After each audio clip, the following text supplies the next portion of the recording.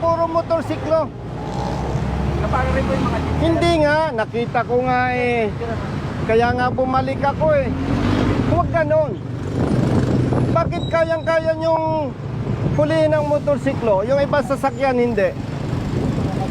Manghuhula ba kayo para yung ibang sasakyan walang violation? Eh, dalawa lang po. Hindi, nakikita ko naman eh, brother eh. Yan o, puro motorcycle riders. Para. Sir. Ako po yung jeep, sir. Ito po yung... Hindi nga eh. Opo. Kita ko nga.